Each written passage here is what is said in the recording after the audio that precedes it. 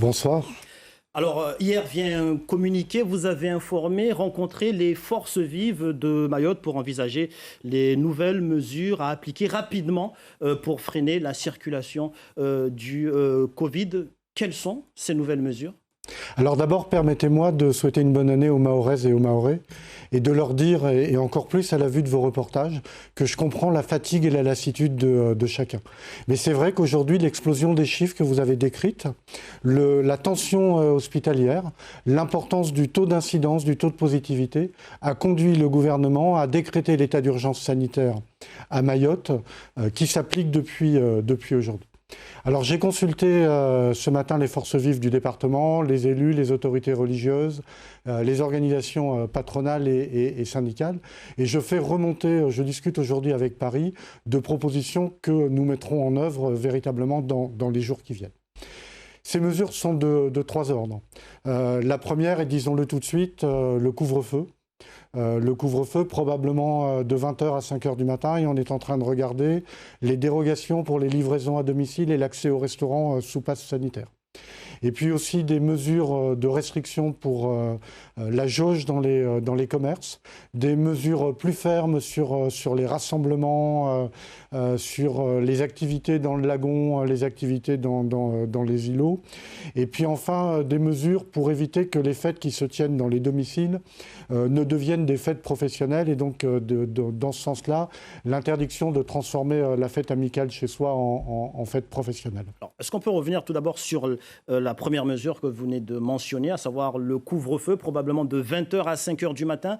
Comment comptez-vous mettre en œuvre ce couvre-feu à Mayotte ?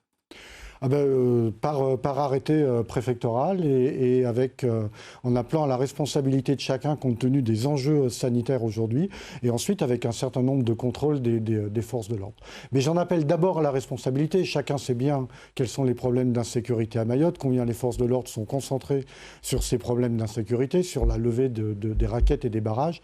Et donc c'est d'abord un appel à la responsabilité de chacun. À partir de 20h, on rentre du travail, on reste chez soi jusqu'au lendemain 5h du matin. On aura des dérogations, probablement pour les livraisons à domicile. Et puis aussi pour l'accès au restaurant sous passe sanitaire. C'est important parce que le passe sanitaire et le vaccin restent la porte de sortie de la crise. Et donc il faut montrer qu'avec le passe sanitaire, on peut encore faire un certain nombre de choses. Alors ça sera mis en application quand ? Vous avez parlé d'ici quelques jours. Alors probablement pour le week-end, il nous reste encore quelques détails à régler et à mettre en œuvre. Publier l'arrêté et lui laisser le temps d'être opposable à tout le monde. Alors, depuis la semaine dernière, depuis le 31 décembre, vous avez publié une série d'interdictions, notamment les rassemblements autour des fêtes de mariage, manzaraka, pique-nique, les voulées. Et on a vu que le week-end dernier, ces interdictions n'ont pas été respectées. Ce soir, vous mentionnez de nouveau l'interdiction de ces différents rassemblements. Comment comptez-vous faire respecter ces interdictions quand on voit qu'elles ne sont pas respectées, justement ? Je vous le disais, d'abord on en appelle à la responsabilité de chacun. Les chiffres détaillés par l'ARS, ceux que vous venez de donner, et la situation décrite par les soignants est effectivement très dure. Et il faut savoir que même si on devrait bénéficier d'un soutien de la métropole dans les jours qui viennent, la crise que nous connaissons sur l'ensemble des territoires nationaux nous empêchera de bénéficier de recours comme nous en avons eu précédemment. Ensuite, nous avons fait des contrôles depuis l'arrêté de vendredi. On a fait plus de 200 contrôles, on a contrôlé 600 personnes, on a sanctionné 30 personnes avec des procès-verbaux. Sachez que depuis le début du mois de décembre, on a fermé 3 bars et restaurants qui ne respectaient pas les mesures sanitaires.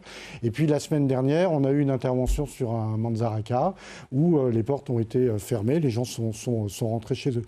Mais évidemment, on n'est pas partout et on le dit à chaque fois, on ne met pas un gendarme et un policier derrière chaque Mahorais. Donc le premier principe, c'est prenez votre destin en main, assumez vos responsabilités, soyez sérieux pour vous et votre famille. Les personnes qui ne respecteraient pas ces mesures, qu'est-ce qu'elles risquent ? Alors les personnes, les individus risquent une amende de 4e ou de 5e catégorie, 135 € d'amende. Pour les professionnels, si on ne respecte pas les règles du couvre-feu, c'est la fermeture. Vous avez parlé de jauge dans les commerces. À quoi devons-nous nous attendre plus particulièrement? Alors, probablement 50% de l'effectif théorique et le respect des 4 mètres carrés. Mais je voudrais aussi insister sur les mesures qui seront prises en milieu scolaire. Lundi, c'est la rentrée. La rentrée se déroulera quasi normalement.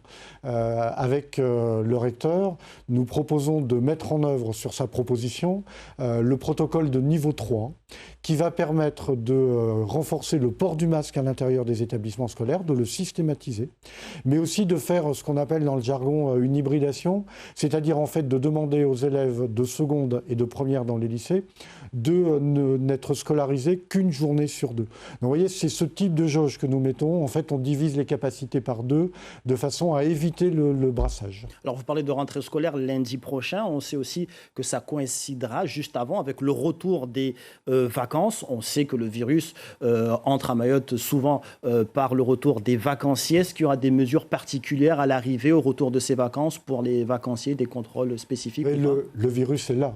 Quand on est, le chiffre de ce matin, c'est 1200, plus de 1200 cas pour 100 000 habitants. On est plus élevé que les chiffres que vous avez donnés sur la vague de 2001. Donc le virus est là. Pour autant, contrôle systématique des personnes qui arrivent de l'étranger, à l'atterrissage ou à l'arrivée par le bateau tous les jours, distribution d'autotests, et puis en particulier pour un certain nombre de personnels de l'éducation nationale, c'est la distribution d'autotests pour permettre de s'isoler si on est positif. Donc effectivement, un contrôle renforcé à l'occasion de la rentrée scolaire. Thierry Suquet, préfet de Mayotte, merci d'avoir accepté de répondre à nos questions. Merci à vous.